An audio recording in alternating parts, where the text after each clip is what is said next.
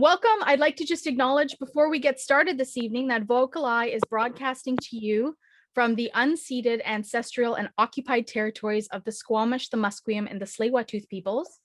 And as we're all joining over the magic of Zoom, I please very much invite you to take a moment to acknowledge the lands that you're settled on.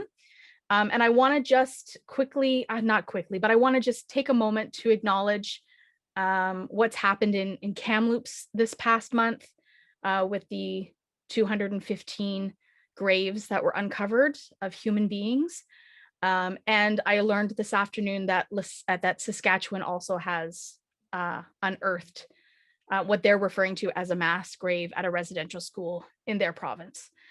So it saddens me to, I think, to realize that this might be something that we are going to see more and more as the weeks and months unfold. So my thoughts, my prayers, my well wishes go to those community members, and I do everything I can do to do the work of truth and reconciliation within my own life, and I invite you all to join us in that work. So for those of you who don't know me, I'm Amy. I'm the Community Outreach Coordinator for VocalEye Descriptive Art Society. And tonight we welcome you on Wednesday, June the 23rd for our number 49 virtual VocalEye event, which is entitled The Art of Making the Invisible Visible. I'm really excited about what we're going to offer with you tonight. But before I get into introducing our guests, I just want to acknowledge the donations that have come in from the community, from our donors and our supporters. We offer this programming free of charge to members of the blind community. Well, actually, we offer it free of charge to everybody.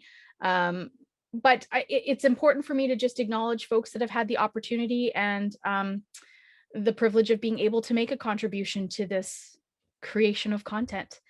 Without that support, we would not exist in the same way. So thank you very much for that. And if you feel like you'd like to make a contribution, any contribution at all, it is most welcome, not obligated, but most welcome. And there is a link that's posted in the chat, or you could always check out our website, www.vocaleye.ca, at any time at your own convenience, if that is something that you are interested in supporting us on.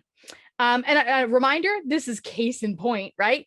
We do something different every week. And, sometimes it's a described play, and sometimes it's a virtual tour, and sometimes we dive into deep space, and I am so excited about this. In fact, my virtual background this evening is a space background. It's like a view of the planet from space. That's the best I can describe it. I'm not a scientist, but we're going to get into that this evening. I just want to let you all know that June the 30th, so our next Wednesday, is a break for us here at VocalEye, as Canada Day is the following day. It's a long weekend, so we will not have programming on June the 30th, but we will be back on July the 7th with the conclusion of You Can't Get There From Here, which are additional 2 audio plays that we're going to present. And then July the 14th, we have Alice in Wonderland, which is a described play, which is super interesting. I think you'll all love that. And July the 21st, we welcome back Tippy and Stan, part 5. So any of you that's been following the Tippy and Stan saga from last August, this is the next step in their journey. So that's all to come up in July. And of course, much more fantastic programming on its way for you this summer. Okay, friends, let's welcome our special guests tonight. So first off, I want to introduce you to Dr. Kimberly Arcand. She's a visualization scientist at NASA's Chandra X-ray Observatory. That's a mouthful for me. But Kim said we get to come back down to Earth, and I can call her Kim. So welcome to the space, Kim. Really excited to have you here tonight. Share with us a little bit. Okay, well, first of all, hold on. Oh, I got to read this back. Visualization scientist? Yes. I don't know what that is, but you're going to tell me. Yeah, sure. Thanks so much for having me. I'm really excited to be here. And I do have to give the disclaimer that I'm on the East Coast. So if I seem a little sleepy, it's just because I'm a morning person, as ironic as that sounds. It worked for someone working in astronomy, but there it is. So I will do my best, and you'll just need to bear with me, I hope. But yeah, my job description is a little strange. A visualization scientist, just for me, essentially means that I get to take data of our universe and help tell a story with it. And that story might take the form of an image. That story might take the form of a sound. That story might take the form of a 3D printed exploded star.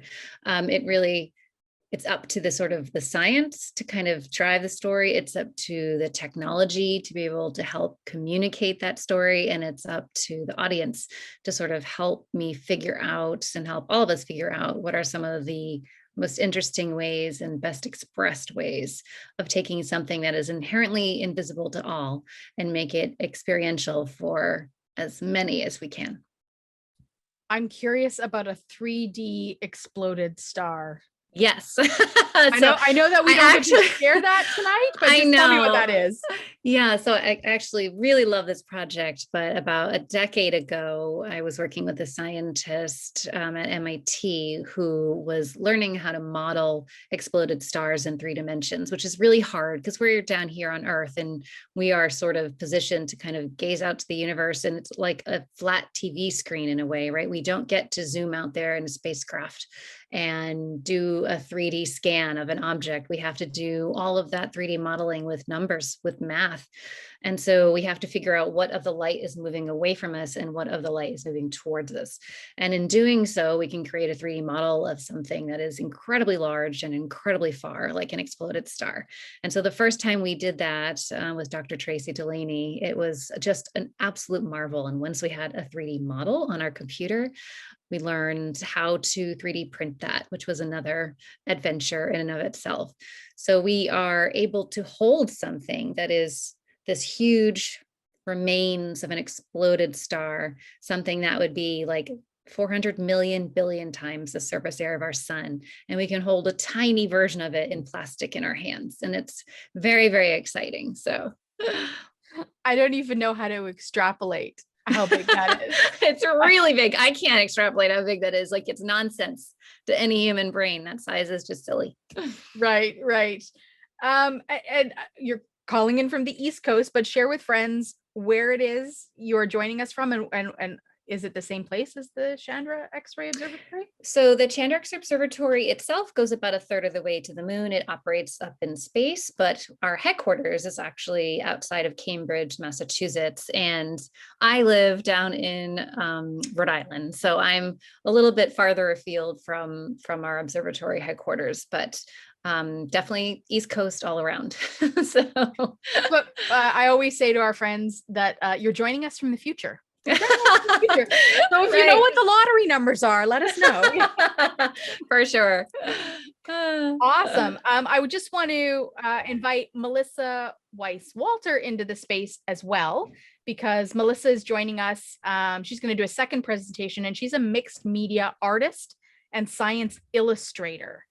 So still talking about science, but from, I don't want to say more of an artistic, but with an artistic expression that you offer to it, Melissa. So tell us a little bit about you and what you do.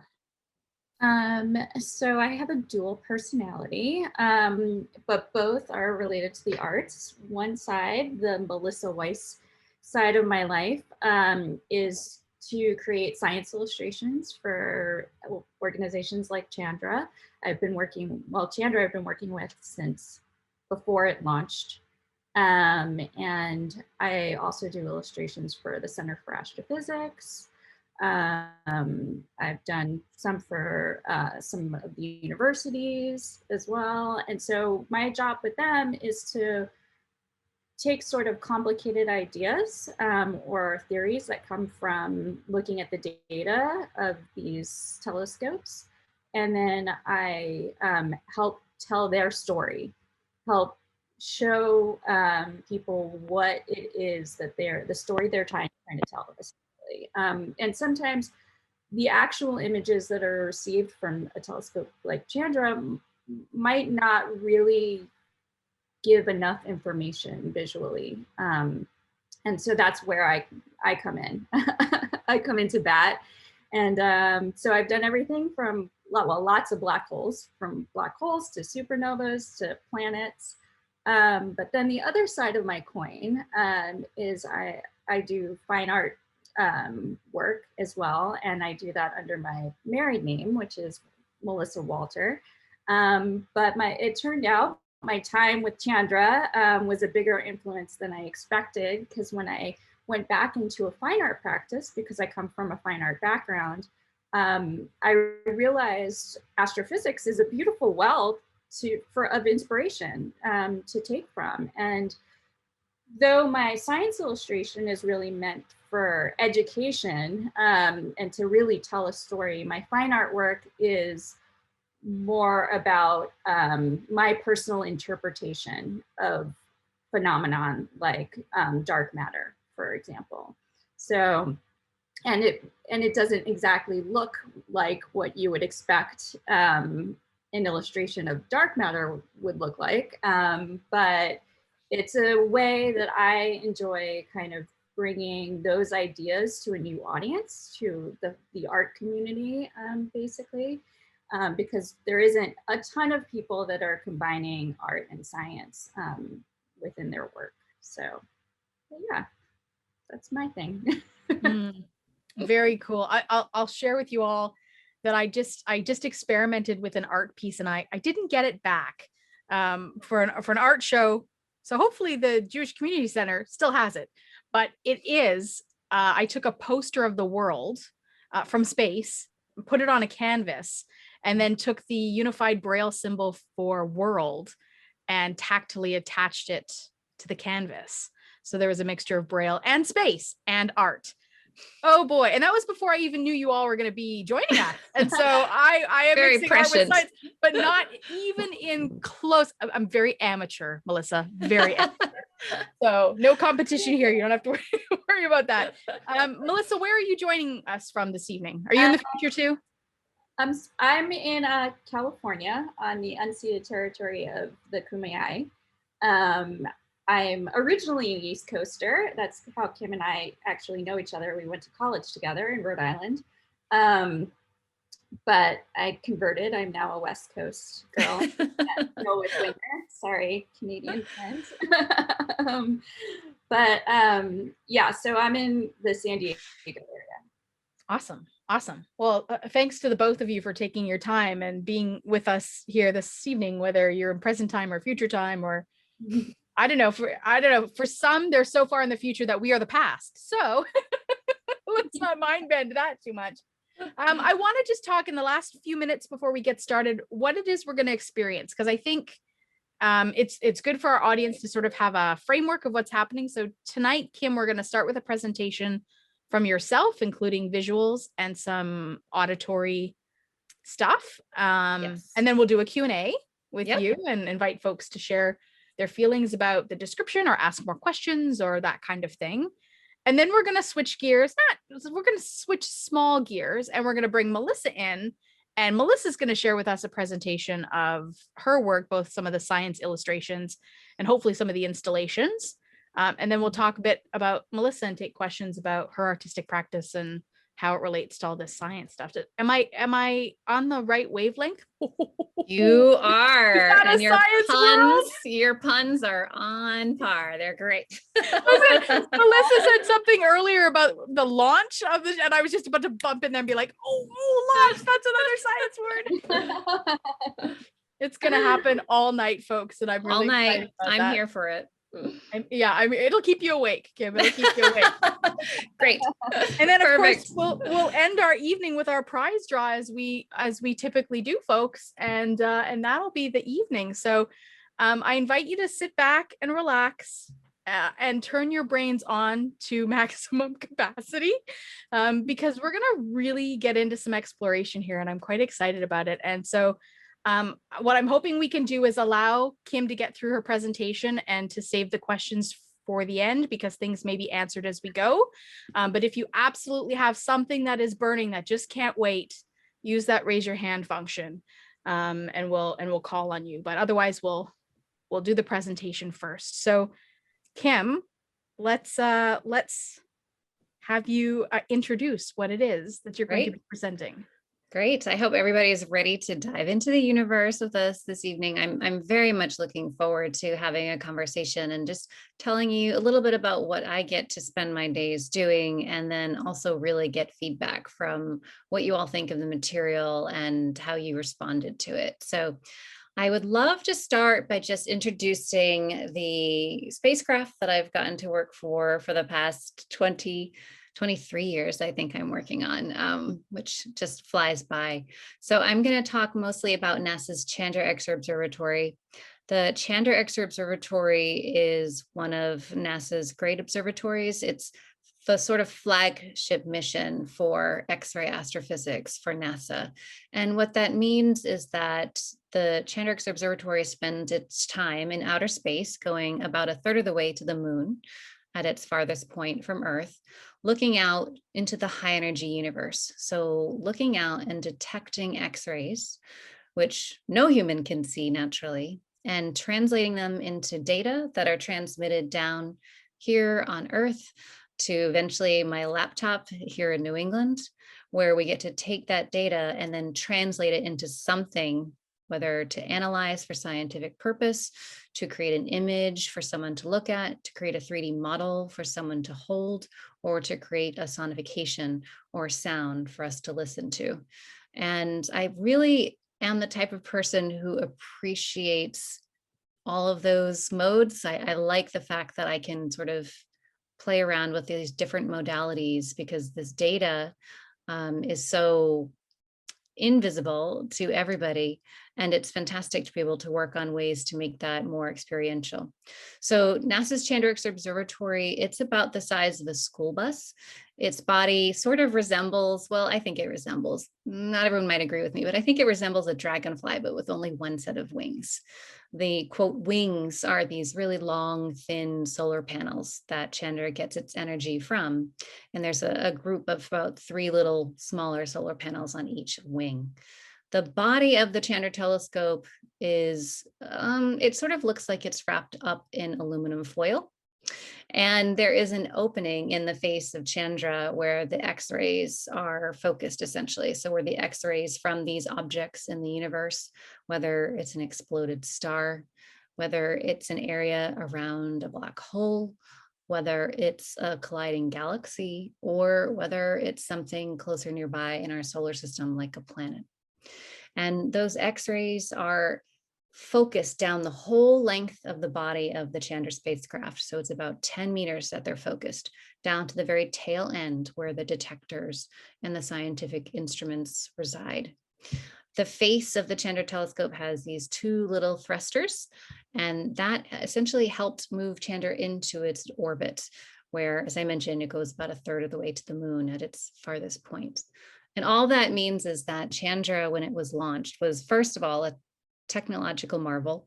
The scientists, the engineers, the technologists, the administrators, all the people that worked to create this piece of equipment that would essentially be packed in really tight into the belly of a space shuttle, essentially being strapped to a rocket and being blasted off into outer space before it would spend its lifetime in the cold, harsh environment that is outer space up there, and have to work perfectly because nothing could ever visit Chandra again.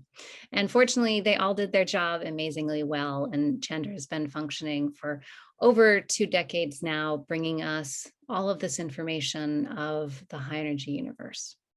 So at this point, I'd like to move to our first set of data, and that will be the next slide, which is of the galactic center.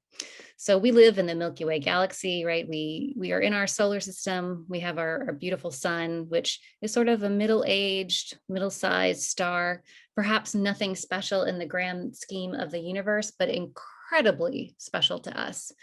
But our solar system is just on one corner of the Milky Way. We just reside in one spiral arm that make up the Milky Way galaxy.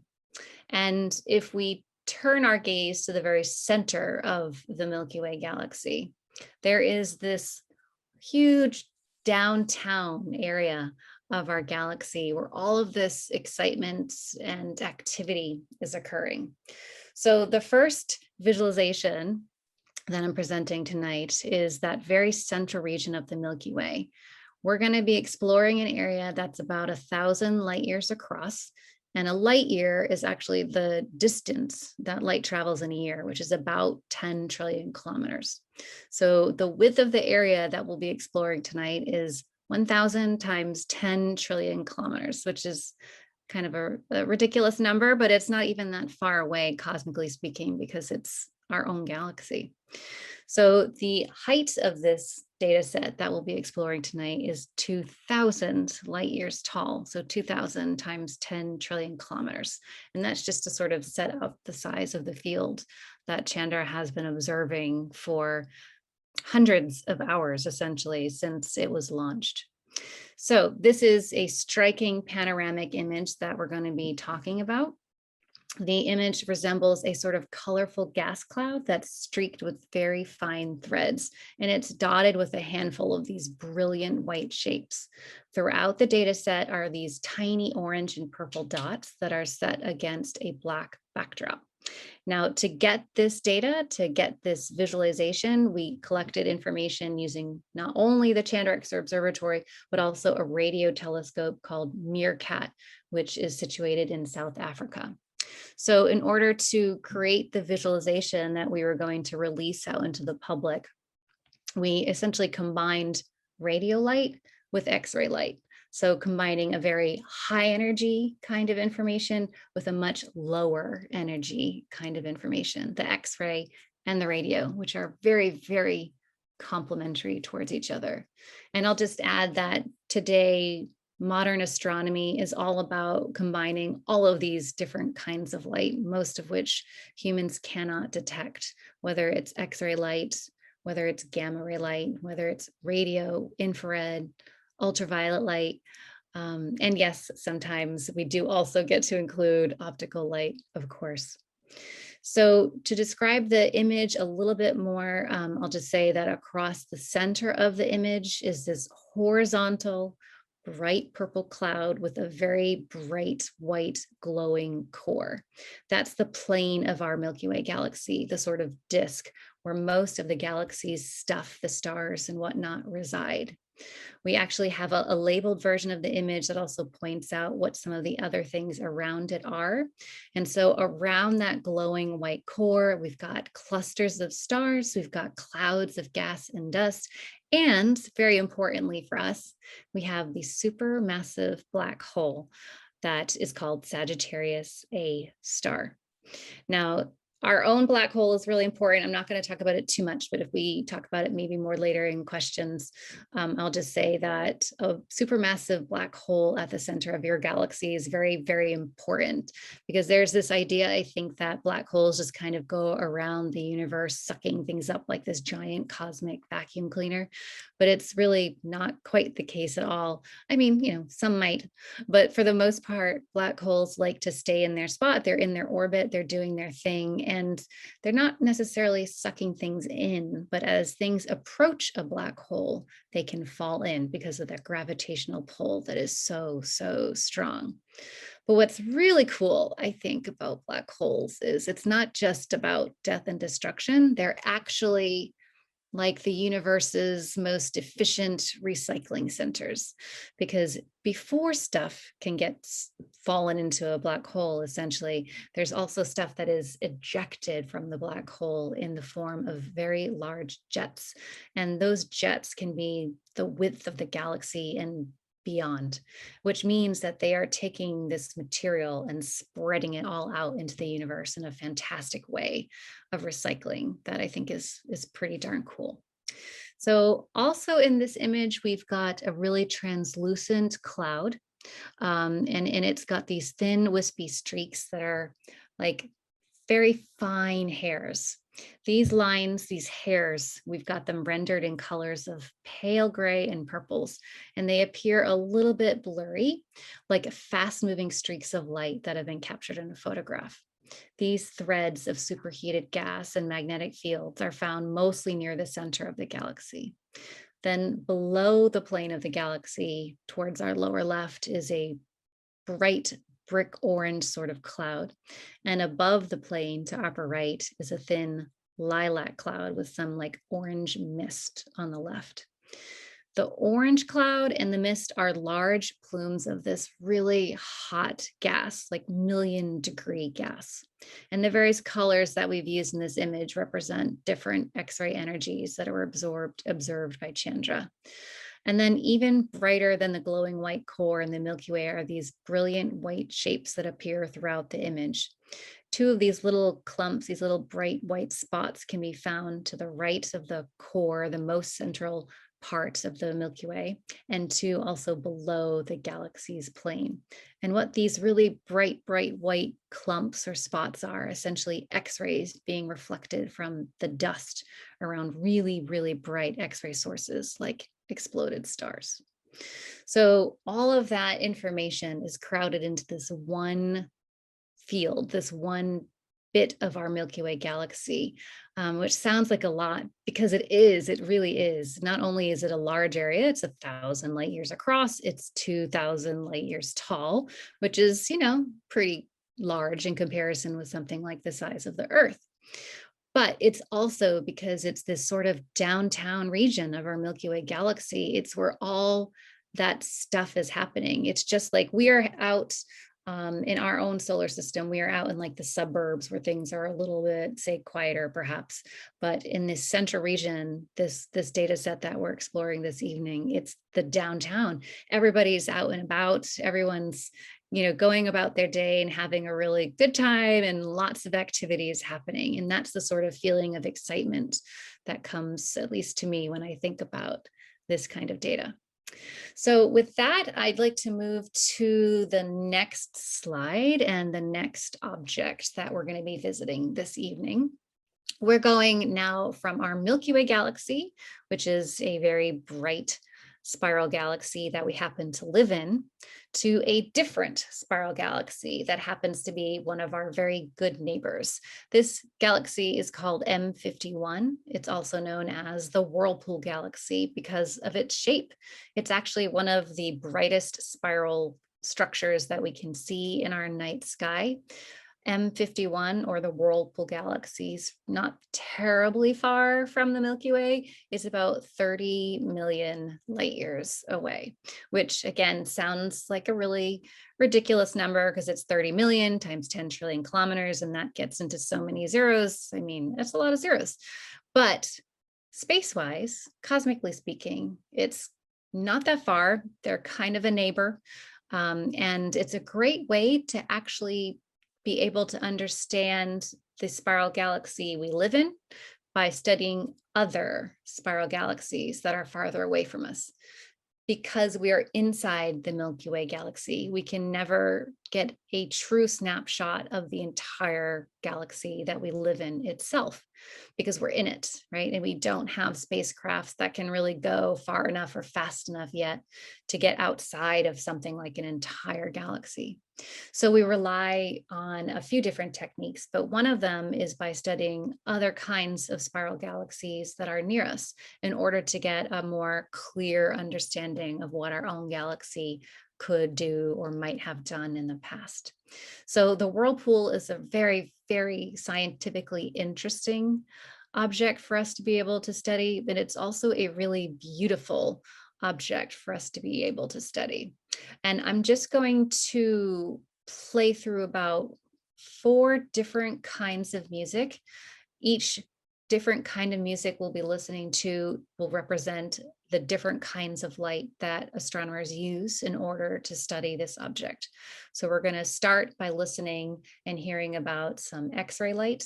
Then we're going to move into some ultraviolet light of the same exact region. Then we're going to go to the optical light of the same object, the Whirlpool Galaxy, before finally visiting with the infrared light of the same field of view, the Whirlpool Galaxy. And then at the very end, we'll hear all 4 of those different kinds of light as translated into sound, played together for your very own mini symphony of this galaxy. So I'll just start out by Before we play the sound, Kim, can you, and I might be asking this question before you even, can you explain to us how the sound is created? Sure. So what we're doing here to create sounds, we're doing something called using sonifications, which is essentially just this idea of translating data into sound. These are not sounds that the galaxy itself is making, right? It's not emitting these sounds. For one thing, we can't hear anything that the universe might be emitting because there's no medium in between us and whatever we might be studying in order to listen to, right? Just like on Earth, we need air for sound to travel from someone's mouth to another person's ear. In space, there's no medium for that to happen. So these sounds are just translations from the data into something that we can hear. And the whole reason we actually started this project, I've been working on this project with Dr. Matt Russo of System Sounds and his collaborator, Andrew Santaguida, who is a sound engineer and a musician. And Matt Russo is an astrophysicist and a musician. And they have been working for a few years now on how to take scientific data, mostly of our universe, and turn it into sound. And during the pandemic, when I could not work with the communities that I was used to working to with 3D prints and other types of materials that we had, I approached Matt and asked if we could try to work together on some data sonifications, these translations of Chandra data into sound. And Chandra data is a little different. It's very high energy. So in order to take that information and map it to sound, we had to experiment with a few different techniques. What we're going to be listening to here is essentially a radial scan of the data. Since this whirlpool shape is very circular, we're going to be listening to that music, if you will, as we go around clockwise in a sort of clock-like progression. So I'm just going to backtrack for a second and talk a little bit about the object that we're going to be listening to as well. So the M51 galaxy, also known as its descriptive name, the Whirlpool Galaxy, it's called that because it resembles a hurricane, essentially, as seen from above. It's got these several veiny arms that spiral towards a very bright white dot at the center. And surrounding the sort of veiny arms are these translucent purple clouds and white and purple dots. In the video or the sound piece that we're going to be listening to, there's a visual that has a straight white line emanating from the core and scanning the image in a circle, just like the second hand on a clock or the radial arm on a radar screen.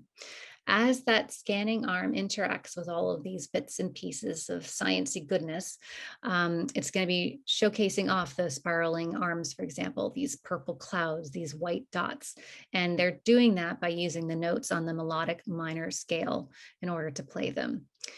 We're going to have different wavelengths of light that we'll be exploring, as I mentioned, and each of those different lights are assigned to a different frequency range that you'll be able to hear. When the spiral arms are very prominent, the pitch will creep upward and go higher as the arms extend away from the core. There will be a constant low hum, and that's associated with essentially the bright core through which the scanning arm is always passing. Then we're going to hear these short bursts of sounds that are occurring when the scanning arm passes one of these really useful white or purple dots, which are essentially compact sources of light within the galaxy. Think like exploded star or a smaller black hole. Additional video features, the same radial scan we've got for each wavelength. We're going to go through the same scan, the same clockwise presentation or progression. And we're going to do that for each, the X-ray, the ultraviolet, the optical, and the infrared data, and then hear them all played together as one ensemble piece. So any more thoughts or questions before we move on? Purple is the X-ray light. Exactly. The first piece we're going to listen to is the purple, and it is the X-ray. So let's go ahead and press play and listening to the Whirlpool Galaxy represented in sound thanks to X-ray light.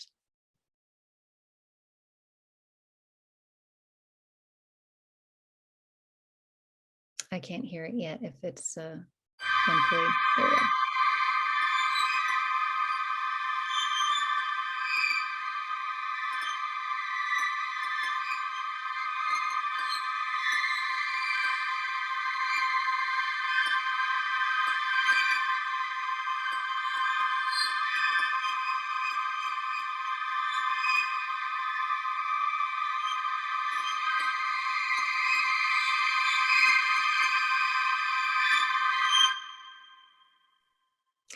And so that is the highest energy material that we've collected in this clump of data. That's the Chandra data that we were just listening to. And you're hearing a lot of activity, all those very high-pitched beeps and boops. Those are the compact sources primarily. So those things like exploding stars, smaller black holes, groups of stars together, like stars that dance in pairs, things like neutron stars, which are the leftover dense cores of older stars that have already exploded, and lots of other kinds of activity. Now we're going to progress to the next layer or the next slide. Now we're going to listen to the blue layer, which is the ultraviolet light of this representation of this galaxy. So this is the sort of next closest in energy level. It's not as high energy as the X-ray, but it's still more energetic than visible light or optical light. So go ahead and press play.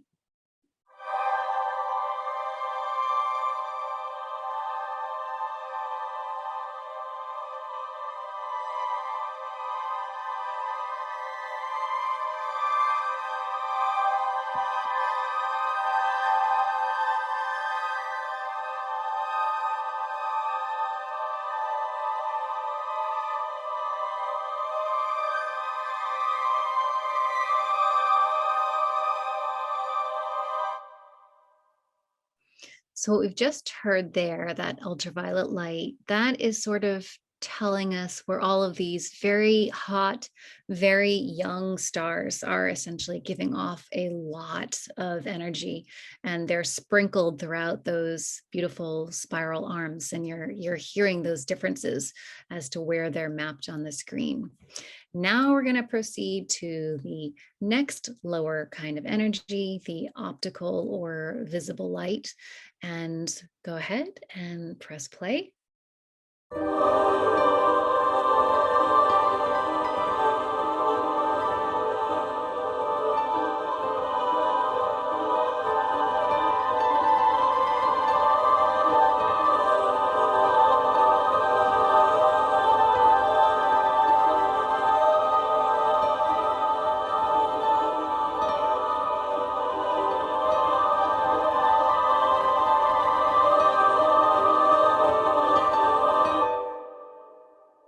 So now we're hearing the sort of shape of that galaxy, that whirlpool shape, those spiral structures, all of that gas and dust and stars that make up those spiral structures. It's very, very obvious in the optical data. And that's that sort of beautiful choral sound that we're hearing at this lower energy level with the optical data. Now we're going to skip ahead to our last layer, to the lowest energy data in this collection, which is the infrared light, which is also represented by the color red in the image.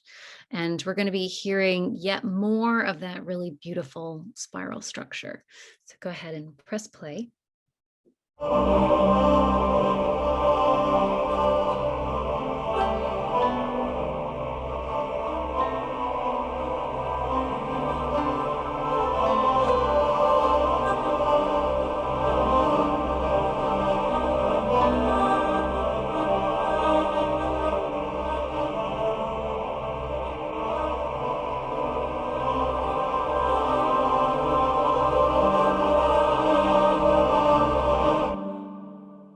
So again, you can hear a lot of that gas and dust that make up those really beautiful spiral structures in that galaxy by hearing that sort of permeated lower vocal chord that you're hearing throughout the piece. And I don't know if there are any choir geeks here in this group tonight. I am a former choir geek from a long time ago, but it was particularly exciting for me to be able to work on this piece with Matt and Andrew, because I love the application of those digital choral-like sounds. So it was very pleasing to hear the next piece, which is the whirlpool in all of the layers that we've already heard and spoken of tonight. That purple X-ray, that blue ultraviolet, that green visible light, and that red infrared light going from the highest pitch voices and sounds in the purple to the next highest in the blue ultraviolet to the next lowest in the optical in green, and then to the very lowest, the infrared data in red. And it's really, I think, poetic in some ways to hear how these 4 layers play together. It's a lot of information to hear all at once. It's a lot of information to absorb on this object. There's so much to study here.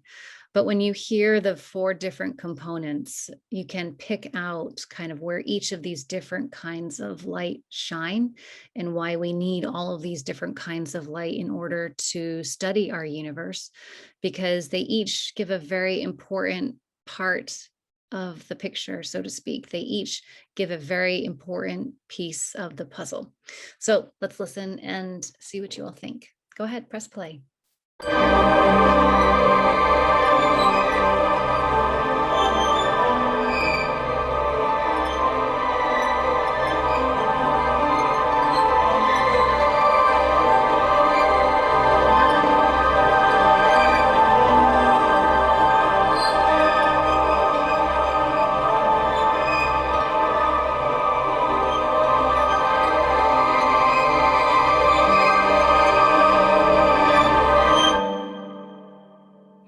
And I'll just say that listening to this data set gives me such a different experience, because it is so much easier for me to use my sense of hearing to be able to understand where that high energy X-ray light shines versus where those lower energy infrared and visible light shine differently. And to hear the structure of the spiral galaxy picked out so well in those lower infrared and optical lights versus to hear all of those really high pitched and sharp beeps and boops from that X-ray and also the ultraviolet light, just gives a very, very lovely way to experience this one.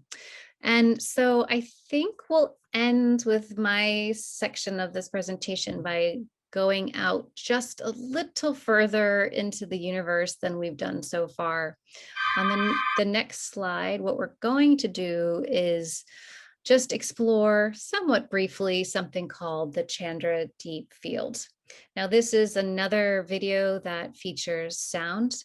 There is a static image on the screen, which appears to be a colorful star field in a night sky, but that is not at all the case of what we're looking at. These different colored dots that are on the screen now are mostly black holes or galaxies from a region of space that we call the Chandra Deep Field South. It's a small region of the universe that Chandra looked at for a very, very long time to get a deep, deep set of data of what might lurk in this area in X-ray light. So as the video unfolds, visually, there's going to be a thin horizontal line in these blended reds, yellows, greens, and purples, slowly scrolling from the bottom of the image towards the top. So this is not a radial scan or circular scan like we were just listening to with the Whirlpool Galaxy. This is going from just the bottom of the image to the top of the image. And then when the translucent line encounters a dot, a spike in the line appears and a sound is played. So this is another kind of sonification that we'll be listening to. It's a translation of the information from the data into sound. We'll be hearing tones in stereo sound according to their position on that horizontal line that I just mentioned. So the color of the dots will actually inform the tone that you'll hear. Colors at the red end of the rainbow are going to be heard as low tones, while colors at the purple end of the rainbow are going to be heard as these higher tones. And the colors are essentially determined by that X-ray information that was collected by Chandra. So that red information is representing the lowest energy X-rays. The green information is representing the sort of medium energy X-rays. And blue is going to be representing the highest energy X-rays. So all in all, what you're listening to is a large field of dots. And those dots are essentially black holes. So you're going to be listening to the different energies of black holes. You're going to be listening to a field of about 5,000 black holes as they sort of sing to us. So go ahead and press play.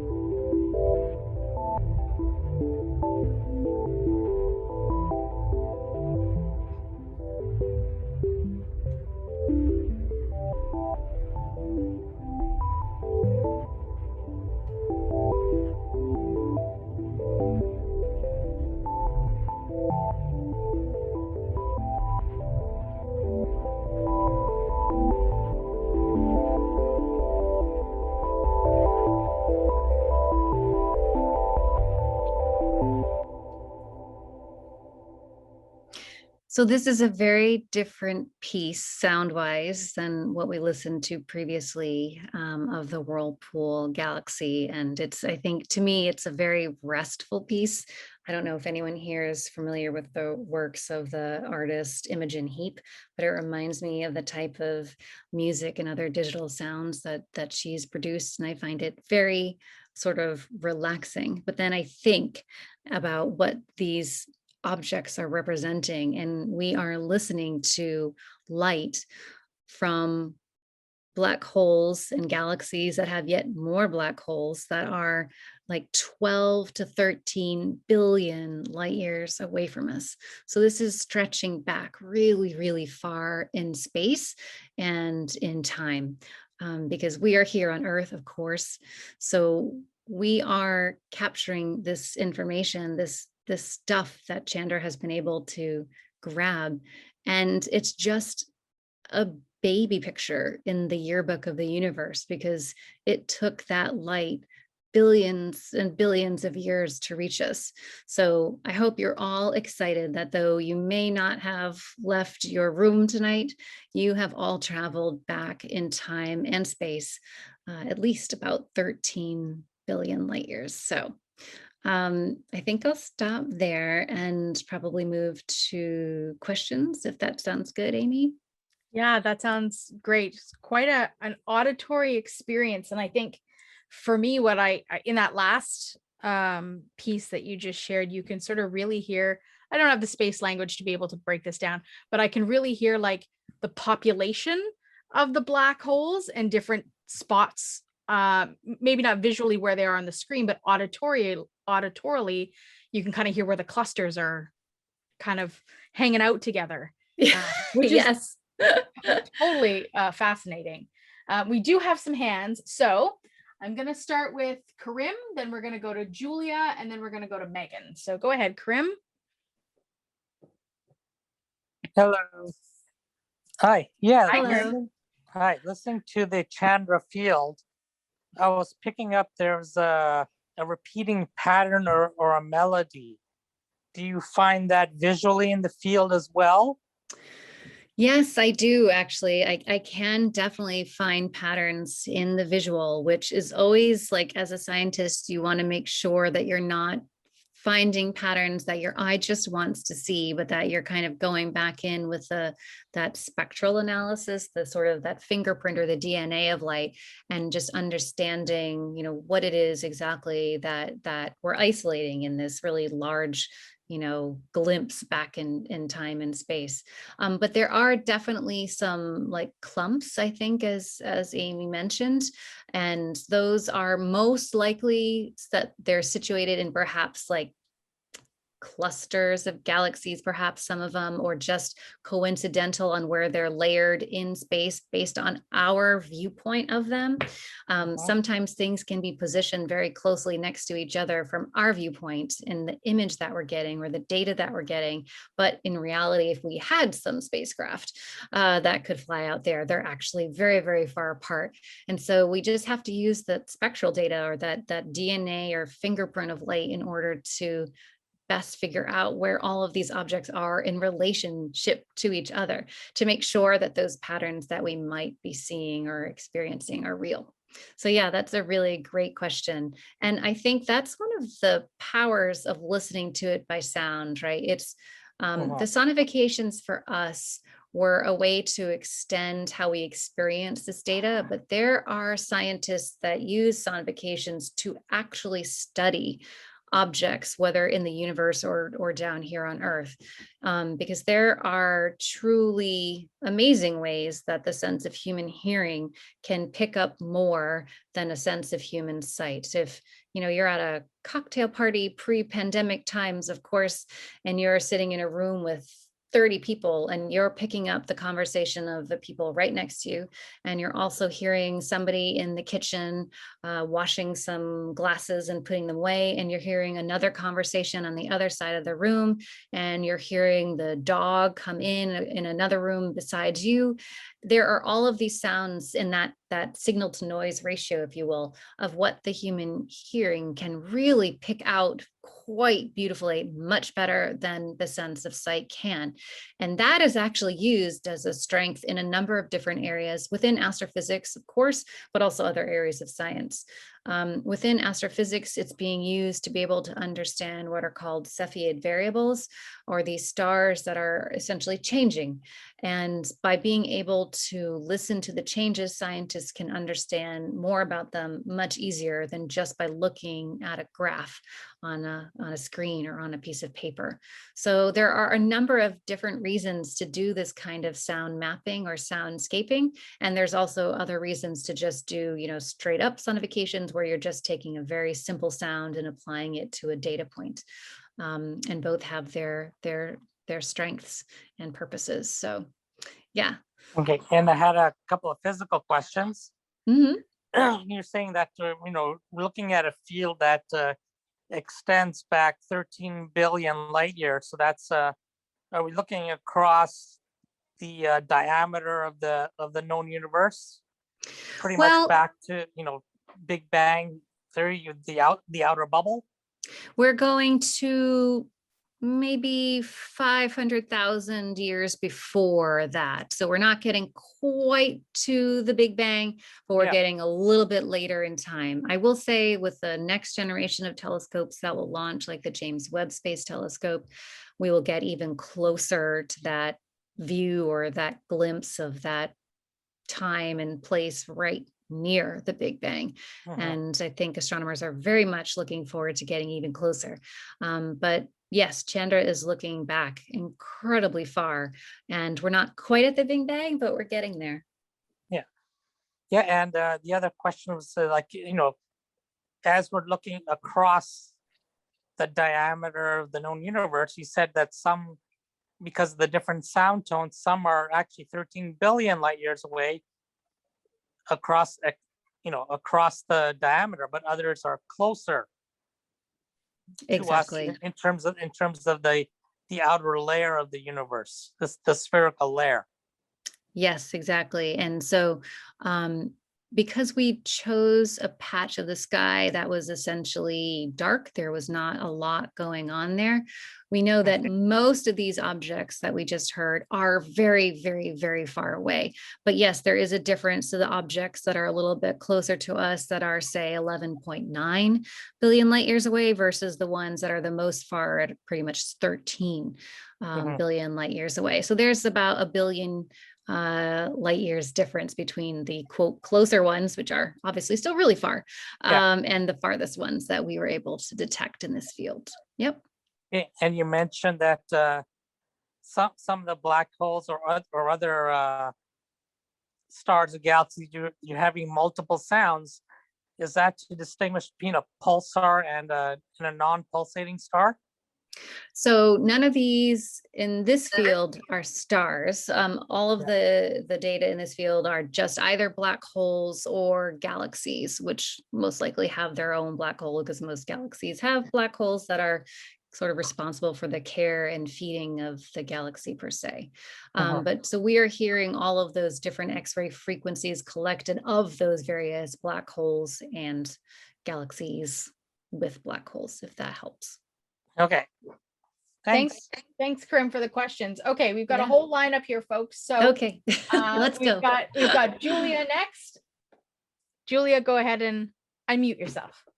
Thank you very much. And that was very, very cool. Thank you. That was just awesome. Oh, great.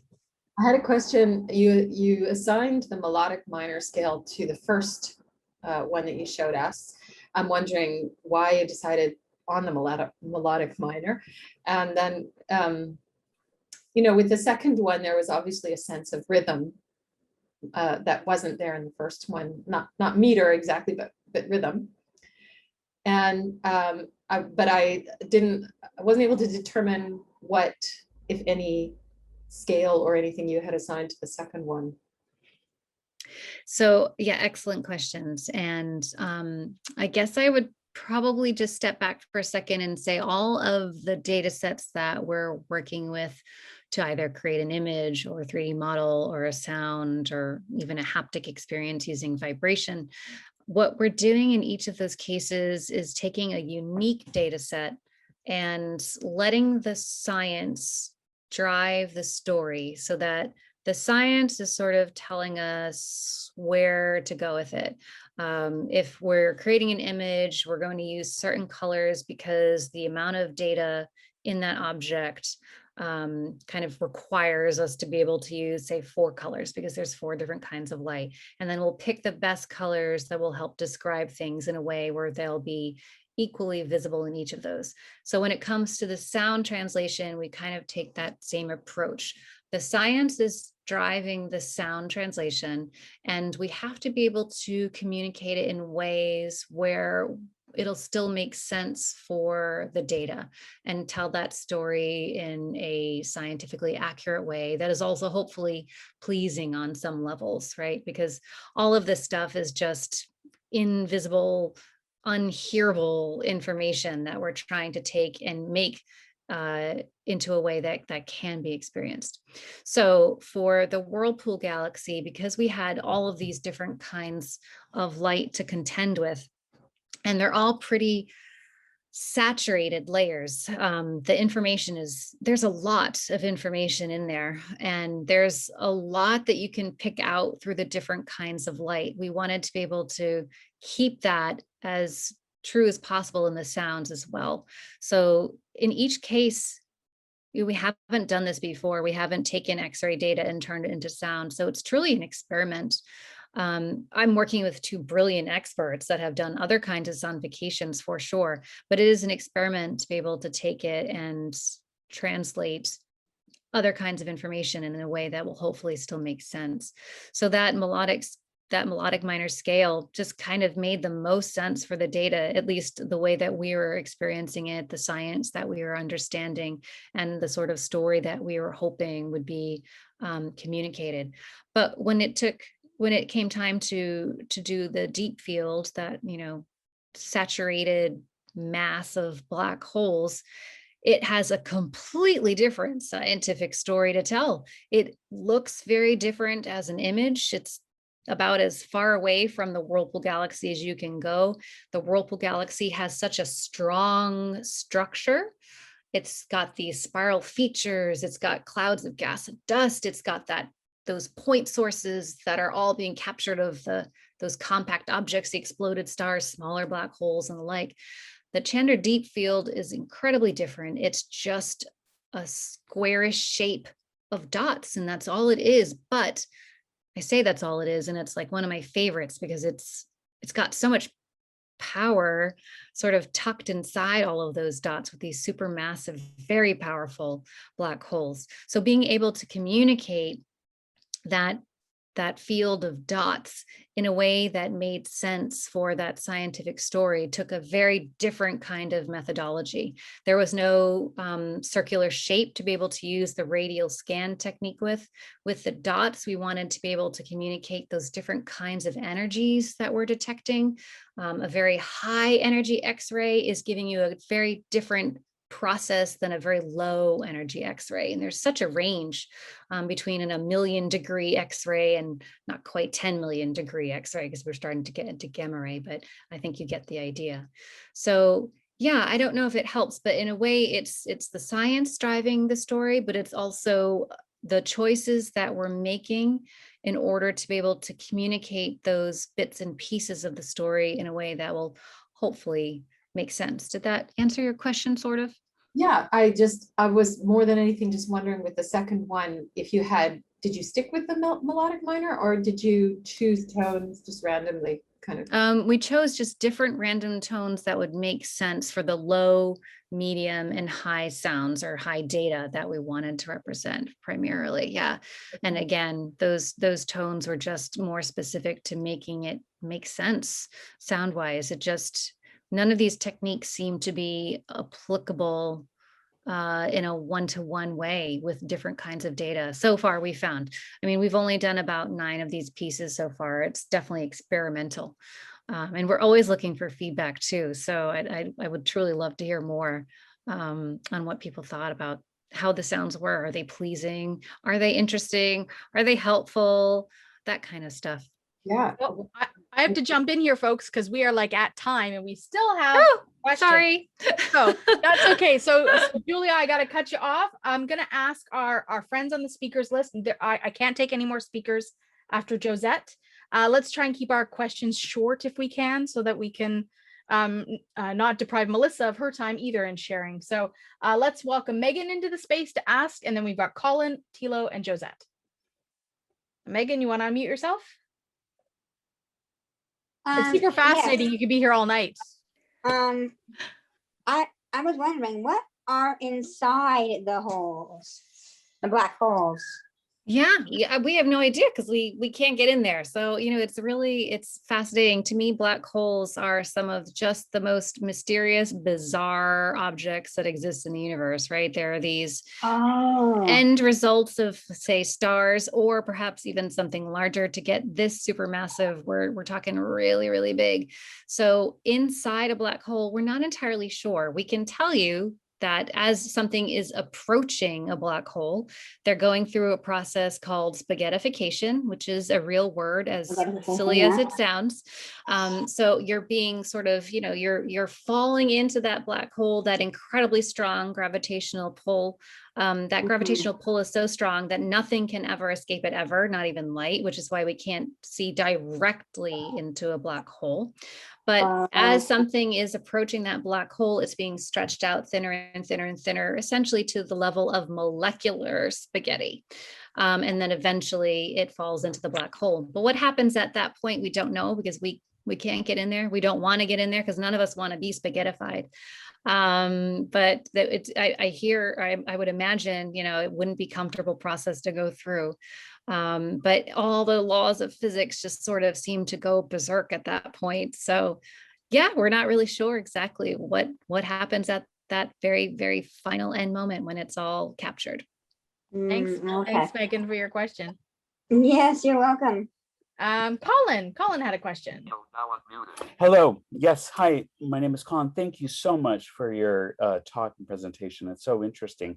And one of the things I really appreciate about it too is it puts the sonic experience sort of at the center of our understanding of the structure of the space around us.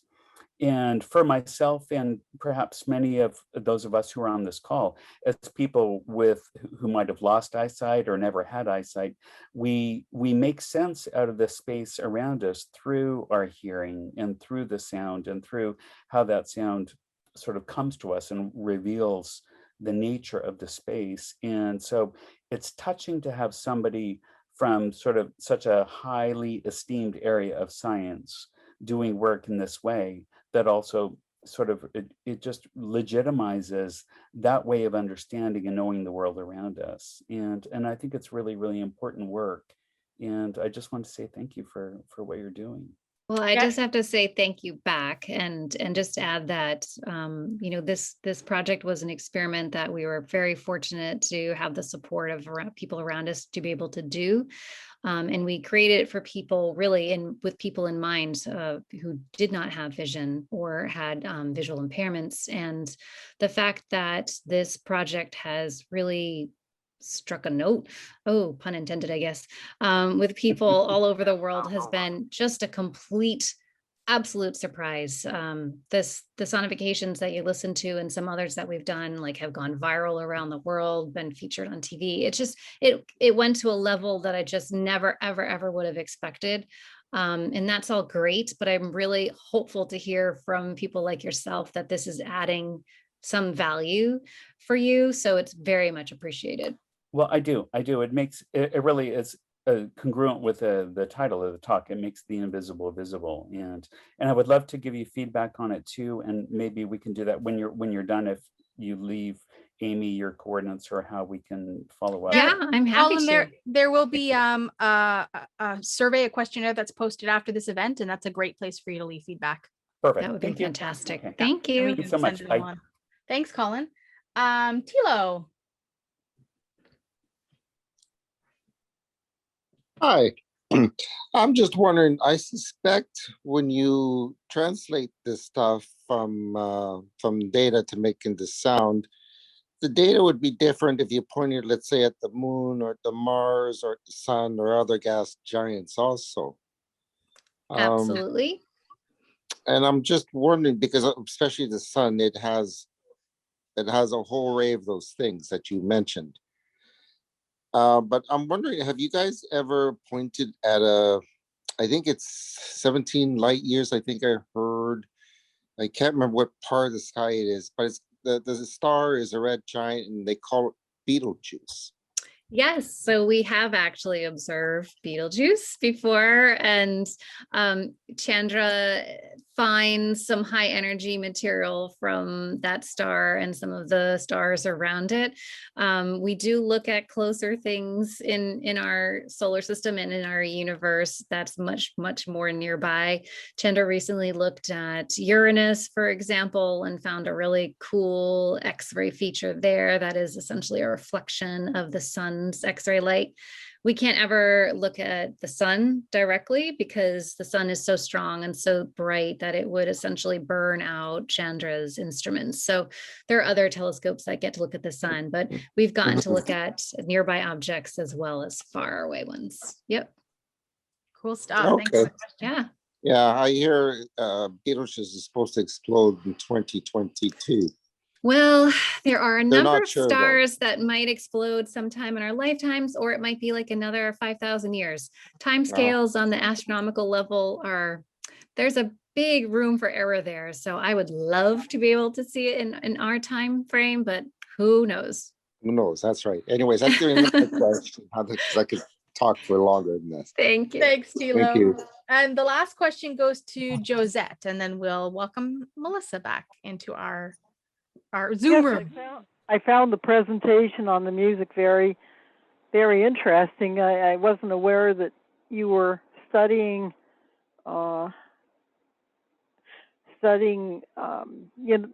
universe in that way before. I hadn't heard of such a thing, so that was great. I enjoyed it. I wanted to also know if you could see, I guess through the telescope and on your computers, can you try and describe what the various stars and black holes, etc., look like visually? In the Whirlpool galaxy, the one that I described earlier, that one, or? Yeah, well, you mentioned dots, but I was just wondering if you could describe what maybe exploding stars look like and what stars look like visually. Sure. So and black holes, I don't know if it would just be blackness or. Yes, it would actually. Yes, you are 100% correct. A black hole literally can't be seen directly because that gravitational pull is so strong that light can't escape it. So the best we can do to be able to, quote, see a black hole is to be able to see the silhouette or a shadow of light around a black hole, which the Event Horizon Telescope did amazingly do just recently, a couple years back. And it's essentially, it looks like a black circle in the middle of the image with a bright orange and white like donut going around that very black spot in the middle. And that is the best we can do for now, because we can only see light before it goes into the black hole. We can't see it, of course, once it goes into the black hole. But when we're talking about things like exploding stars, I could probably talk about them a long time, and I'll try to keep it short because they're my favorite things in the entire universe, right? So when a massive star explodes, it's because it's run out of fuel and its core has collapsed, and then it just kind of vomits its guts out all over the universe. And those stellar guts are really, really lovely objects. They are these sort of filamentary, gassy like things that have these bows and arcs around them. They're often in a sort of spherical shape because a lot of times the explosions happen and it's in a sort of a spherical kind of way that material goes bursting out into the universe. And we'll typically color code those stellar guts by the different kinds of chemical elements that are inside them. So for example, we might color the iron purple, we might color the silicon green, we might color the sulfur red, etc. So it creates these sort of rainbows, these spherical rainbows with all of these gaseous bits and pieces, these filamentary structures, and then some little like brighter spots here and there where clumps of high energy material have sort of formed together. And to me, they are the most beautiful and fascinating things in the universe because, well, future generations of stars, of planets, of people come from those stellar guts, right? So it's all within us. That iron in our blood and that calcium in our bone, they come from previous generations of stars that had the very great fortune of exploding so that we could benefit in the future. So I hope that helps. Oh yeah, thank you very much. You're I know welcome. it's hard to describe that sort of thing. I did my best. Let me know. I'll take plenty of feedback. Thanks, Josette, for the question. You're welcome. Dr. Arcand, what a fascinating exploration into outer space. And I have to point it out that exploding stars are your favorite thing in the universe. Again, it's like a double entendre. It's like saying mint ice cream is my favorite thing in the universe. Yeah, I know. I like all ice creams. So yeah. Yeah. I love it. We can have fun with that all night, but I also know that you're dialing in from the future. So I want to thank you. You're welcome to stick around for Melissa's presentation, but since you're not a night person, I also would like to offer you the opportunity to turn in for the night with our thanks for joining us. So I will leave that in your hands to decide what you want to do. But I really appreciate, and I think our audience tonight appreciated what you were offering us in terms of description and a sonification experience. Thank you very much. It was my great pleasure to be here. And we'll make sure we get good night. Great. Awesome. Have a lovely evening. You too. With that, we'll bring in Melissa Weiss Walter, the dual personality, as she describes herself. And Melissa has a presentation to share. We're still in the science world, but we're mixing the science with the art. And I think one of the first slides you have to show us might actually lead into Josette's question about black holes. If I'm making am I making a correlation here? You are. Kim really gave me a good segue for that first slide, for sure. Because black holes are actually one of the objects that I illustrate the most because of all the reasons that Kim said, that we can't really see black holes yet, and we've only taken an actual image of a black hole for the first time only a couple of years ago. But they're really, really fascinating objects, even though we don't know what's inside them. What's happening outside, it tells us an amazing story. It tells us a story about their gravity. It tells a story about their relationship to objects that are nearby them, like other stars. And so I get to tell that story visually through my illustration work. And so I don't know if we wanted to sort of just jump into. Yeah, let's bring up that first image and you can describe that to us. And I think you're absolutely right. It's going to lend really nicely into the whole black hole discussion. Yeah. So this is an illustration that I did of the supermassive black hole in the galaxy M87. So on the left-hand side, you'll see that dark circular structure that Kim was mentioning, that is the black hole, the space that we cannot see, but we can quote unquote see it because there's material that is trapped by its gravity that flows around it, you know, in sort of like a whirlpool shape itself. But the exciting part is that not always, like Kim mentioned, does that material get trapped by the gravity and fall into the black hole. It can often be shot away from the black hole in these magnificent jets. So on the left-hand side, there's a black hole structure with sort of this red material spinning around it, and the material can be gas and dust. And then going up towards the right, toward the top right corner, is this magnificent bright jet that is flowing from the center of the black hole and outward. And this object was really interesting because it showed us this sort of illusion that the universe provides us when Chandra observed this black hole and its jet. Based on the data and the measurements that were provided, it seemed like this material that was getting expelled away from the black hole in this sort of like violent jet was moving significantly faster than the speed of light. But that's not what's happening. The reason why we see that illusion is because the jet, the direction of the jet is moving directly toward our line of sight here on Earth. And so because of that positioning, it creates this illusion, and I always forget the name of the illusion, and I will tell you in 1 second. And the illusion is called superluminal motion.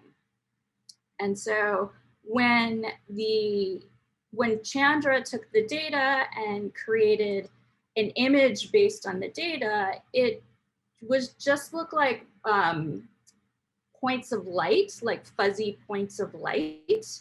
And it really wasn't telling the full story. And so that's when they come to me and I get to tell the story more with this type of imagery. So I know that one of Amy's big questions for me before we started was, how do I create these images? Yeah, I mean, you I guess, identify as an illustrator. And when I think of illustrations, I think of either cartoons or things that are hand drawn, but this looks to me like a photo that was taken from outer space, just like what Kim shared with us. So how the heck do you do that? Well, I use Photoshop, so a program on the computer that allows me to draw. So it allows me to actually physically draw these images. And it's really a collaborative effort. So what happens is somebody like Kim will come to me with what the next press release will be, telling a story about black holes perhaps. And often I'll get I call them napkin drawings, but they're a little more involved than that. Often I'll get sort of like a sketch from Kim or from the scientist that's leading the paper, and there can be very generally rudimentary. And then maybe I'll also get some reference images for something like texture or position of an object. And so once I get that, it's a lot of back and forth between me and the team to make sure that it's correctly telling stories. So just like Kim was talking about how color choices or sound choices are made not necessarily based on like a specific, the science says we have to use green here. It's more the science is kind of leading the story and then we make decisions. So I might do an illustration and be like, this looks really cool in blue, guys. And they'll be like, no, blue is not the right color. It's that blue will usually indicate super high temperatures. And we need more of a red tone to really tell the story of what the temperature of that particular X-ray gaseous material might actually be. So it's a lot of back and forth, and it's also, you know, years and years of doing this. I've been doing this since 1998. So the illustrations are getting more and more involved, but I don't work in three-dimensional programs. I'm usually working within a static image. So you can't move around my images, unfortunately, to get more of a three-dimensional sense. But yeah, so hopefully there's great contrast to this image, and it's this like vibrant red ring that has an aura of red kind of swirling around it. Yeah, and it almost reminds me a little bit of like water almost circling a drain, you know, in a tactile way. That's exactly like a great way to think about it. It's like black holes the gravity from black holes, if there's a nearby star, for example, it will actually start pulling material off the star, and that material will get trapped in this dance of this flow of this, you know, like water around a drain, around the black hole. And that material is called an accretion disk because it's flat. It's not rounded like a ball. It's more flat, like, you know, like not a donut either, but, you know, a flat circular area. So it's just it's constantly flowing around. Some of that material will just flow around the black hole forever. But if it gets close enough, to that event horizon, that very edge between the material and the black hole, it will become spaghettified, like Kim discussed, or it might get jettisoned away in these powerful jets. Yeah. Instead. Yeah, it's really cool the way that the jettison that comes away from that black hole, like towards us, progresses from that same intense red color into sort of a lighter whitish to blue. So I'm guessing that indicates the heat or the different sources of light as it's the material. And the material too. Okay. All right. Well, do we want to move on to the next? Yeah, let's take a look at the next one. So was it Josette who was asking about what a star looks like? Yeah. So I thought this was like a great lead. That was a great lead into this image. This is an illustration of a star called Barnard's star. And Barnard's star is let's go back. Yeah, there we go. Is a red dwarf, which is a smaller star. It's smaller than our sun, but they burn their fuel very, very slowly. So they last for a very long time. So the star itself looks very much like a sun, like our sun. So it's orange, it's orange and yellow tones, and it's patchy. So that some areas are darker reddish orange, some areas are bright, almost white yellow areas, and those are like the superheated areas. But with Barnard's star, there's also, so the star is over to the right of the image, but to the left top area of the star, there's a big flare that's coming out. So this big arch of like fire, basically what looks like fire, it's coming out from the star. And so the reason why that was illustrated is because we learned from Chandra that as red dwarfs age and they get older, they begin to output these giant flares really, really, really frequently. And so what happens is if there's a planet nearby, so in this illustration, there's a planet off to the left.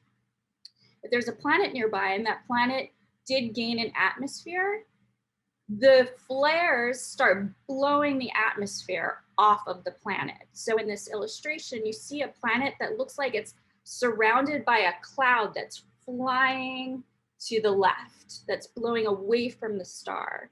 And that's not, that was something Chandra realized by looking at the data from Barnard's star.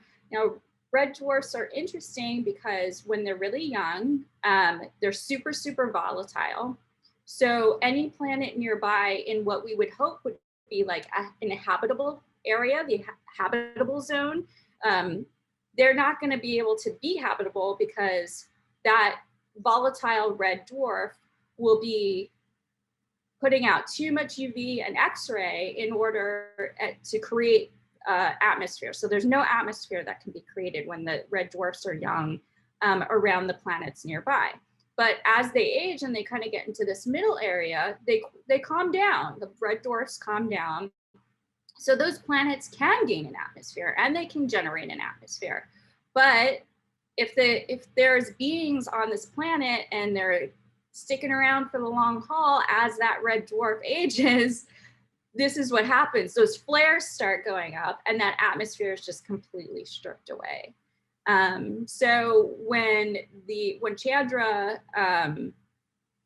created an image for this, once again, just like the black hole image from the galaxy M87, Barnard's star image were also just sort of points of light, just, sort of blurry, fuzzy imagery. And it really wasn't able to tell the story of what the scientists were trying to get through based on the theories they were coming up with the data.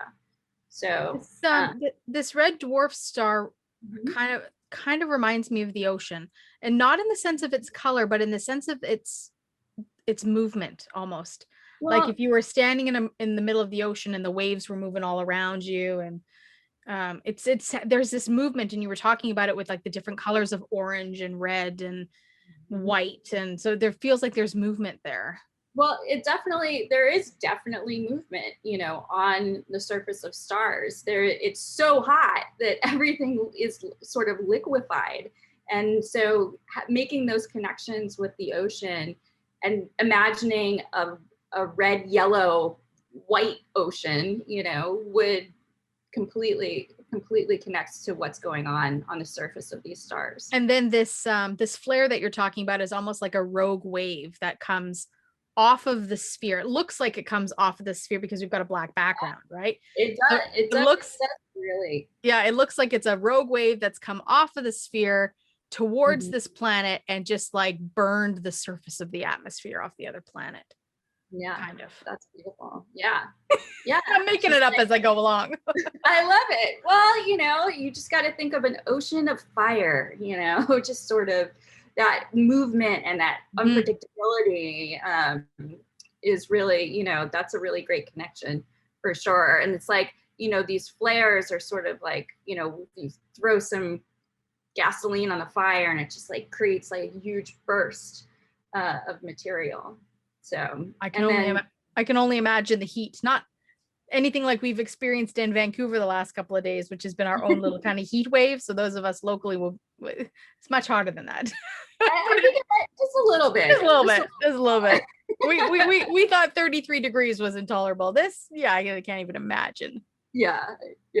This is you'll need to refer to Kim, who's the scientist on the team for the temperatures on the temperature. Yeah, so I come from a art background. So I'm coming from this perspective as an artist, which I think really works well in this collaboration because they're trying to tell a story to people who might not understand the science behind this. And I don't fully understand the science myself. So they need to tell me in a way that I will be able to convey the story, which then is like the perfect like bridge between the community and the scientists. So that means I won't know the total light years and trillions for most stuff or temperatures, but I could tell you how to make this in Photoshop. Yeah, that could be a whole other workshop for us. Yeah. So not only on top of the illustrations, you do like installation work too. Yeah, so that's You've got a couple of images. Yeah, sorry, go ahead. Yeah, I was just saying that's my fine art, the fine art side of my practice. Yeah. And So I know, go ahead. I know you have a couple of images of some of those installations to share with us. And I guess as we bring them up, my question is, are they still science-based? And you're Yes. going to answer that. Okay, cool. Yeah, they actually are. They're telling these stories, but in a totally new way. So if we want to go to the next slide, and we can bring up one of my installations. This installation is called gravitational lensing. So it's a sculptural work made of paper that is mounted onto a wall, onto the corner of a gallery, onto the walls. So the walls have been painted black, like let's go back. So there you go. The walls have been painted black, the darkest black I could possibly find in paint, which is a theater paint. And then the paper works, it's these paper panels. So Amy, you'll have to jump in if I'm having trouble describing this, because I haven't had the opportunity yet to describe what my work looks like visually. So but I'm sure it's just as complicated as describing a black hole. You could relate it to tactile things too. Yeah. So the work is made of paper panels, large paper panels that are about 3 feet wide and about 4.5 feet long. And the paper panels are in white. What I've done with the panels is I've cut the center areas in these long strips. So it's still attached on either end, but it creates sort of this texture that's almost like tassels that are sewn into a rectangle that are still attached on either end, or even like spaghetti, which would be hard to sew. So I don't recommend trying that. But so it's created sort of this texture. And then what I do with the panels is I attach them to the wall with magnets, because the wall, I've put these steel sheets onto the wall that you can't really see if you're standing in front of the piece. But I attach them to the wall by attaching one end to the wall, and then I twist and bend the other end to kind of create a wave. And because of these tasseled strips, it kind of creates this sort of flowing wave structure.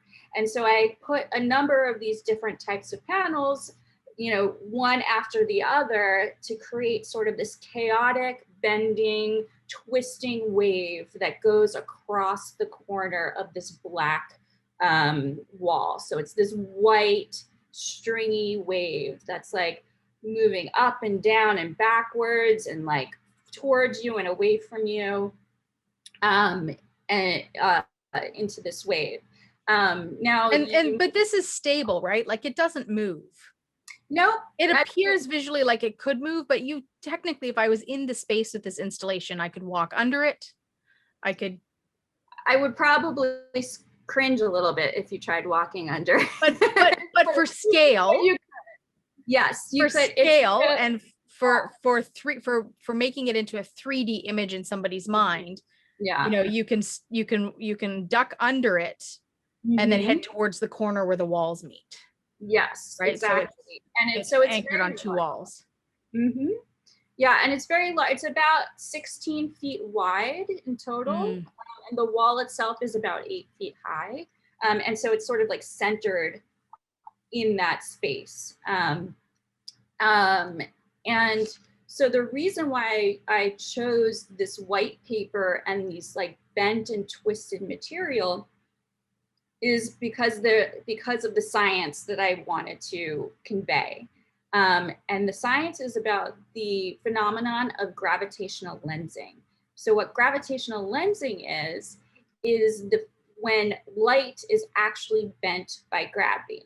So for example, if our telescope is pointed at a distant galaxy and the light of the galaxy is coming towards us, but there's something like we can't see, maybe a black hole or dark matter between us and the galaxy, what happens is that as the light comes towards us and hits that dark matter, the light itself will become bent and twisted, will bend and twist to the shape of the dark matter. And then as the light continues to our telescope, that's the image that we'll finally see. But what we'll see is a distorted galaxy.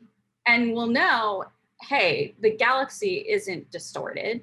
And we'll know that our telescope isn't broken. So what we can deduce is that there's something between us and the galaxy that has gravity, and that we just can't see. So that, now knowing that, that's where sort of these ideas of using this paper, this white paper, sort of to represent light and its interaction with gravity of, like, say, dark matter, kind of brought me to this form of this bent and twisted form on this sort of dark black background. But, the reason why I decided to do this piece and to focus on gravitational lensing was because I was having a really hard time understanding it for a while there. And so that's kind of what I wind up doing when it comes to finding what I want to create a work from, is I'll go to a phenomenon that might be challenging for me, and I read about it enough so that it's not challenging, or I just hit up one of my astrophysical friends and have them explain it to me in great detail until I understand it. I can't imagine what it would be like to have a table of astrophysicists at a dinner party. What kind of conversation that could be. It's fascinating. I imagine it's fascinating and exhausting and mind-boggling all together, right? Especially if you're not part of the community. Yeah, all the things, definitely. Yeah. You've got a couple other images. I wonder if there is one in particular that you would choose over the other. I'm cool with going to the next one. Okay, let's do the next one. This is also installation, and this might be a little hard to describe to folks, so let's unpack this. Yeah. I'm gonna try to explain. Okay, so what this piece is a large black box that's about 5 feet high, and you want to go right back? Yep, you're good. 5 feet high and about 4.5 feet wide. So the front of the box is open, and so you can see inside of the box, and the back wall, that as you're looking into the box, the back wall of the box is lit up, and on that wall is a geometric drawing, and the drawing is very circular. There's a center area that like expands outward, and in this image it's hard to see that, but that circular drawing represents, for this piece, a single universe. However, the other sides of the interior of the box are all mirrors. So what is happening is when you look inside the box, you see that drawing, but it's repeated infinitely. You can see it because all the mirrors are reflecting that image. You can look to the right and it looks like a massive hallway that never ends of just these circular geometric drawings. You look down, it looks like a giant hole that never ends of these circular drawings. Same when you look up and you look to the right. The reason why I did this was because I was trying to convey the idea of the multiverse. So the idea that we are not a singular universe, but there actually are possibly an infinite number of universes out there. So this is sort of like my visual take of that, of a multiverse in and of itself. Now there's a little bit of a twist to this piece because of the theme of the show that I created it for. It was talking more about like conspiracy theories or like ideas that are like a little more challenging to the scientific community. So I actually collaborated with a sound artist. His name's Nick Leslie. I don't have, oh, I do have that sound piece somewhere. I can play it for you if I can share my screen, if that's okay. But I collaborated with a sound artist because I wanted to create a piece that that talked about the challenges of the theory of the multiverse. So one of the challenges of the theory of the multiverse is often physics claims that, well, a lot of physics is based on the idea that yes, there are infinite number of universes. Yes, there is a multiverse. But there's another part of the science community said, well, we can't prove that yet. Like, you can't prove it, you can't disprove it, so you can't say that that's the truth. So I wanted to sort of like play on this idea of science and faith coming together, which normally you do not put those two together. And so the sound piece that I had my friend create, I wanted him to sort of play on the idea of religion, like the sounds from religious study, but all religions across the board, and sort of that like idea of science as well. And then, so people could approach this piece, put on the headphones, and I even had a pew, like a little cushion in front of the piece where people would have to kneel in front of the piece to look inside this multiverse. So it was almost like they were praying to the God of the multiverse. So it was like, it's taking the sciences and then like kind of creating this new take on it, or this new interpretation. And let me see if I can find it. I'm sorry, it didn't even occur to me for some reason to play the audio. Just give me 1 second. After this, friends, we'll take some questions from y'all. So prepare for your questions while Melissa finds her audio example, which I think is going to be fascinating to listen to. If I can find it. Oh, I can find it on my website. That's a good way to find it. This is live in the Zoom room. I know.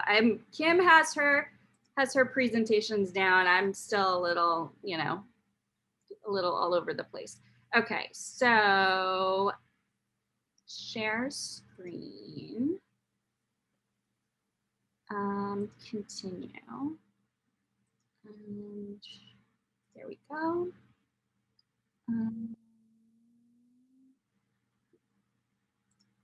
Let's see. And then if I go to here we go. Let me know if you can hear this, okay? It's quiet at first.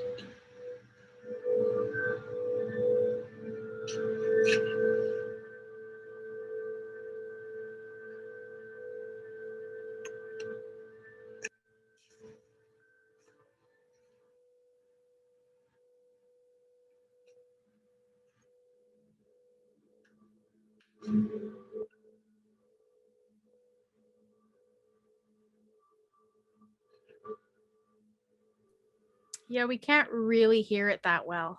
It's really fuzzy. But if it's on your website, maybe what we can do is circulate the link. Okay. Afterwards, so folks can have a listen of that themselves, because I think the audio is just not quite coming through. Okay. Sorry. That's okay. It was worth giving it a try. I know I'm going to check it out when the link goes circulated out to us. In the meantime, we've got a question from Julia. Are you open to a question, Melissa? Absolutely. Yeah, let's do it. Awesome. All right, Julia. Oh, hi. Yes. Your art is really interesting, and thanks very much for sharing it. I was just wondering if you were going to do something tactile to represent any of these things. Have you thought about what you might do? So I do this one technique where I call them drawings, but I'm not actually using a pen or a pencil. I do this one technique where I do hand embossing of paper. So I use a tool that looks like a mini ice pick, basically, and I press into the paper and create sort of these textures and do, circular images or, geometric forms that you can only really view if you're standing really up close to it, because otherwise it just looks like a blank page. And I've been trying to experiment with a way to do that technique in a way that can be actually handled, because the paper wouldn't, like the first couple of people might get a really great experience with the paper, but after a while, the technique is so delicate, it would start losing shape. But yeah, I've tried to find ways to use a printer that does Braille in order to create sort of a similar imagery. It's just accessibility to that type of equipment is not really very high. Even though expensive. Yeah, it is very expensive. So, but I guess my short answer is I'm working on it, Julia. I'll let you know when I get it. Get it done. Thanks. It's actually probably more inexpensive to create a 3D model of something than it is to have an embosser that puts raised lines onto paper that lasts the test of time. Yeah. We have a hand from Megan. When you were doing the second slide, like you actually sewed it. Like, did you sew it with thread? You cut it, I remember. But did you sew it with thread also? Oh, so the paper piece was like wavy that had like the tassel texture. So it wasn't actually sewn. I just, when I cut the paper, I just didn't cut it right at the beginning of the paper. I just left like an inch or two kind of strip at the beginning and at the end, so that the material all stayed in one form. So it wasn't actually sewn, but I know a lot of artists that do sew on paper for their work, which is really, it's a really cool technique. I don't know if I have the patience. No, me neither. Yeah, kind of looked like this whole ribbon had gone through a paper shredder, except for, a border at the top and a border at the bottom, which of course you need to hold all those threads together. Thanks for the question, Megan. Yes, you're welcome. So have you got other artistic projects that are coming up, Melissa, that you'd like to share with us that you're doing? I am going to be having a show at the Oceanside Museum of Art. That work, I am actually stepping away from astrophysics, which is jumping into a whole new world for me. And instead, the work that I'm creating for that is about DNA analysis and how it's used in crime labs.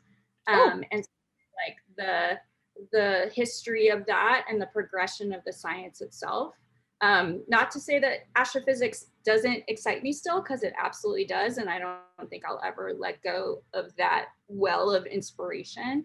But I realized that maybe there are other things in the science community that I can sort of jump off from and find a place of inspiration and see where it goes, and I kind of went down a rabbit hole that took me to DNA analysis, and I learned all about my DNA, which I knew nothing about before that. So, but that's the great thing about my field, at least that side of my fine art practice, is that I can really go anywhere, anywhere the rabbit hole of the internet wants to take me that day, and find some way to express that visually. And what I really love to do with that is, because I honestly, I come from a place where I do struggle with science concepts, especially when they're as massive and grand and infinite as things like our universe and the multiverse and all of that, what I love to do is take these complicated ideas and visualize them at like in their simple essence, like there's like the simple core of what they are. And so that's where I wind up kind of coming from with my work in this very abstract way as a fine artist, which is cool. It's a cool pairing of like having to be educational, you know, creating illustrations that were meant to be educational and help tell a story better than just words might be able to tell. To move to this other direction of making it so abstracted that it could just be a beautiful object and that's it to somebody that's approaching it. Or if they want to dive into it further and talk to me more about it, then they can kind of get this grander story, which winds up, you know, me giving talks about dark matter to a group of, you know, sculptors, you know, that just, you know, I think is really rewarding as a result. I love that. We have a community member on the line with us tonight, Christine, who's joining us from the future in Ontario, who had introduced us to this idea because she'd been doing some work with Chandra as well. Christine, I wonder, no pressure, but if you feel like jumping on in our last few minutes together and just sharing with us about, you know, your particular experience and why, you know, why it was so interesting to you as a person with no sight to have access to this kind of content. Because I think for lots of, I'm going to say, you know, it's an assumption, I know that, but I'm going to say that for most people who have the privilege of sight, there's this assumption that those of us who don't see aren't interested in this kind of stuff. Like, what could we possibly get out of it? And so I find it really interesting in what Kim had shared and what you're sharing about almost changing this, you know, with the tactiles and with the sonic experiments, sort of taking the focus away from the visual experience and opening it up to folks that don't have a visual experience, which I think is a very cool way of experimenting. I called on Christine. She's not answering. That's okay. What I'll do, Melissa, is invite you maybe to participate in our draw. Are you up for that? I'll walk you through it. Melissa? Okay, sure. For the draw? All right. So pretty simple, folks. We have a draw every night. We do a raffle. And basically, I'll bring Sarah out. She's got the list of names of folks that are still on the line with us tonight. And she'll shuffle them around. And let's pick a word, Melissa. Instead of yelling out "stop" to pull the name, let's think of a word. What kind of word? Surprise me. Don't tell me what it is. Surprise me. Surprise. Wait. So any word, or can it be two words? Sure. Yeah. We just need something to be yelled out so that Sarah knows when to pull the name. Okay. Okay. Okay. So Sarah, when you're ready, shuffle up those names. Hi, I'm ready when you are, Melissa. Okay. Go for it. Neutron star. Ooh, neutron star. Very nice. Let's just check if our winner is still online, and they are. So our winner is Hannah. Congratulations, Hannah. You have won a raffle prize. And of course, we never tell you what the raffle prize is because we try and make it relevant to your geographical area so that everybody can take part. So we'll connect with Hannah offline to make sure that we can get that prize to Hannah. So thank you, Melissa, so much for sharing your artwork with us. That was super cool. I wish I was in the San Francisco area to be able to experience it. I also wish I was taking a trip to Boston sometime to check out headquarters of, well, I'm just going to call it the scientific headquarters. Totally cool stuff. So thank you so much for bringing your artistry into this space and for all that you do to help tell the stories. Yeah, thanks for having me. It's been great.